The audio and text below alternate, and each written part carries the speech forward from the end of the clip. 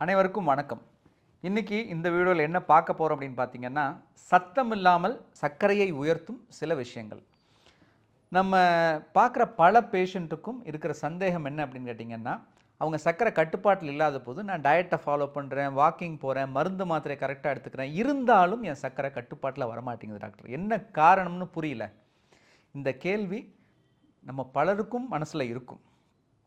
So அந்த மாதிரி நம்ம செய்கிற ஒரு சில விஷயங்கள், அது வந்து தவறுன்னு தெரியாமல் செஞ்சிட்ருக்க விஷயங்கள்னால கூட அவங்க சர்க்கரை கட்டுப்பாட்டில் இல்லாமல் இருக்கலாம்.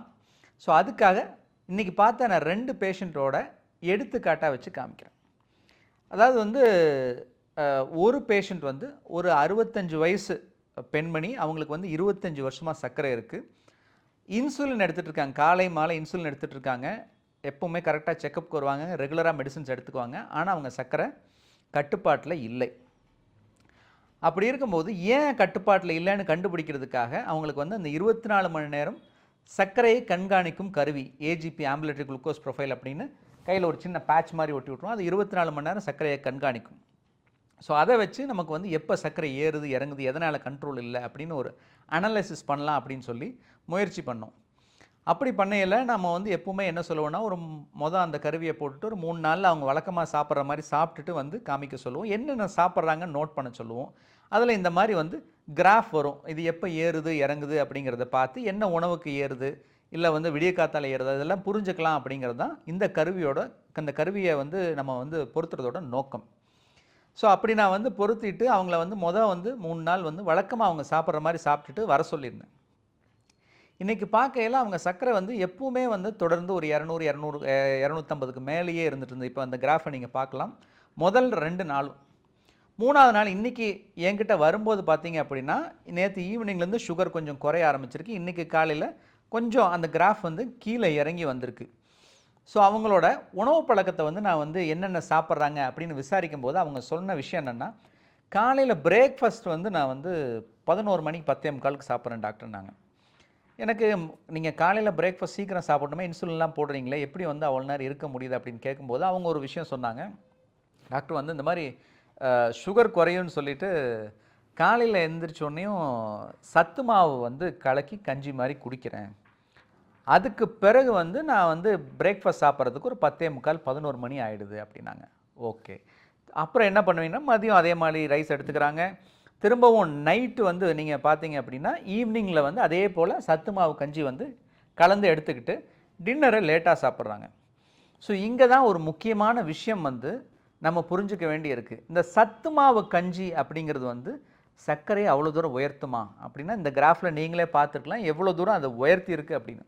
பொதுவாக நம்ம எல்லாருமே என்ன நினைக்கிறோன்னா, ஒரு உணவு வந்து நல்லது அப்படின்னு சொன்னால் அந்த உணவை வந்து நம்ம வந்து சர்க்கரையை குறைக்கும் அப்படின்னு நினச்சிக்கிறோம். சர்க்கரையை பொறுத்த வரைக்கும் உதாரணத்துக்கு சிறுதானியம் வந்து நல்லது அப்படின்னா, சிறுதானியம் சாப்பிட்டா நமக்கு சர்க்கரை குறையும்பா அப்படின்னு சொல்லிட்டு சிறுதானியத்தை நிறைய சாப்பிட்றதோ, இல்லை சிறுதானியத்தை வேறு வடிவில் சாப்பிட்றதோ இப்போ வந்து அதிகப்படியாக வந்து மக்கள் வந்து ஃபாலோ பண்ணுறாங்க. இப்போ இவங்க விஷயத்தில் அந்த கஞ்சி அப்படிங்கிறது, அந்த சத்து மாவு அப்படிங்கிறது எதுலேருந்து தயாரிச்சிருக்காங்க அப்படின்னு பார்த்தீங்கன்னா, வரகு, சாமை, திணை, குதிரைவாளி, அதே போல் வந்து ராகி, இது எல்லா மில்லட்டையும் கிரைண்ட் பண்ணி பவுடராக பண்ணி அதை வந்து உங்களுக்கு மற்ற இன்க்ரீடியன்ஸ் போட்டு சத்து மாவாக கொடுத்துருக்காங்க. ஸோ தெளிவாக புரிஞ்சுக்கணும், இந்த சத்து மாவில் இருக்கிறது அத்தனையுமே கார்போஹைட்ரேட்.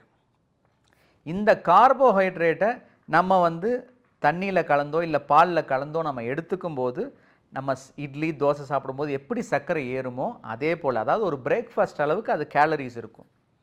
அப்போ இதை மட்டுமே நான் சாப்பிட்டுக்கலாமா டாக்டர் அப்படின்னு கேட்டிங்கன்னா, இங்கே தான் முக்கியமான ஒரு விஷயத்தை பார்க்கணும். அதாவது இந்த சத்து மாவை வந்து மாவா பண்ணி அரைச்சி சாப்பிட்றதுனால சர்க்கரை உயர்த்தும் திறன் அதிகம், கிளைசிமிக் இண்டெக்ஸ் ஜாஸ்தி. ஸோ உடனடியாக சர்க்கரை ஏறும். ஒரு 2 மணி நேரத்தில் பார்த்தீங்கன்னா திரும்பி சர்க்கரை குறைஞ்சிரும். ஸோ அதை நீங்கள் பிரேக்ஃபாஸ்ட்டாக சாப்பிட்டீங்க அப்படின்னா உங்களுக்கு 1.5 மணி நேரம் 2 மணி நேரத்தில் பசி எடுக்க ஆரம்பிச்சிடும்.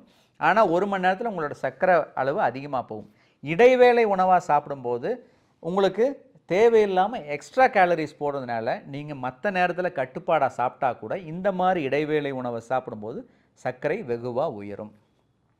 ஸோ இன்றைக்கி ஏன் கண்ட்ரோலில் இருந்தது, இப்போ அந்த 2 நாள் அதிகமாக இருந்து இன்றைக்கி ஏன் கொஞ்சம் சுகர் கம்மியாக இருந்ததுன்னா, இன்றைக்கி என்னை பார்க்க வரும்போது அவங்க காலையில் இந்த சத்து மாவு சாப்பிடாதனால சுகரோட அளவு குறைஞ்சிருக்கு. இப்போ இந்த புரிதல் அவங்க வந்தது பிறகு அடுத்த 5 நாளைக்கு இதே மாதிரி சத்து மாவு எதுவும் சாப்பிடாம கரெக்டான உணவு வெள்ளை தானியத்துக்கு பதிலாக வந்து பாலிஷ் பண்ணாத அரிசி இல்லை சிறுதானியம் முழு சிறுதானியங்களை சாப்பிட்டுட்டு அடுத்த 5 நாள் கழித்து வர சொல்லியிருக்கேன். நிச்சயமாக அவங்க சர்க்கரையோட அளவு குறையும். ஸோ இந்த பேஷண்ட் எதனால் சர்க்கரை கட்டுப்பாட்டில் இல்லாமல் இருந்ததுங்கிறதுக்கு ஒரு சின்ன புரிதல். சத்து மாவை வந்து நல்லதுன்னு நினச்சி சாப்பிட்ருக்காங்க, சர்க்கரை குறையும் நினச்சி சாப்பிட்ருக்காங்க. ஸோ நம்ம தெரிஞ்சுக்க வேண்டிய விஷயம், சத்து மாவு தானியங்களை அரைச்சி பண்ணுறது நிச்சயமாக அதில் சர்க்கரை இருக்குது. அதுலேயும் வந்து சர்க்கரை உயர்த்தும் திறன் அதில் அதிகமாக இருக்கிறதுனால போஸ்ட் பிராண்டியல் சுகர் அதிகமாக கூடும்.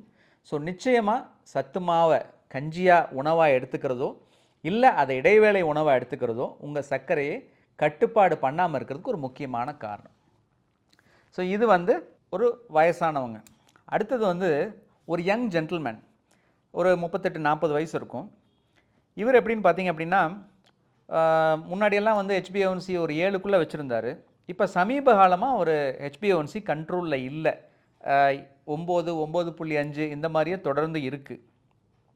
ஸோ இதுக்குரிய காரணம் என்ன அப்படின்னு சொல்லி அவங்கள வந்து உட்கார வச்சு நம்ம விசாரிக்கும் போது அவங்க மனைவியும் கூட வந்திருந்தாங்க. பொதுவாக வந்து நான் எப்போவுமே இன்சிஸ்ட் பண்ணுறது என்னென்னா, இந்த மாதிரி சர்க்கரை தொடர்ந்து கட்டுப்பாட்டில் இல்லைன்னா அவங்க வந்து குடும்ப நபர்களோடு வரணும். ஏன்னா வந்து வேறு எதுவும் ப்ராப்ளம்ஸ் இருக்கா இல்லை வந்து உணவு கட்டுப்பாடு எப்படி இருக்குது அப்படிங்கிறது வந்து அவங்க ஃபேமிலி மெம்பரும் கூட இருக்கும்போது தான் வந்து ஈஸியாக டிஸ்கஸ் பண்ண முடியும்.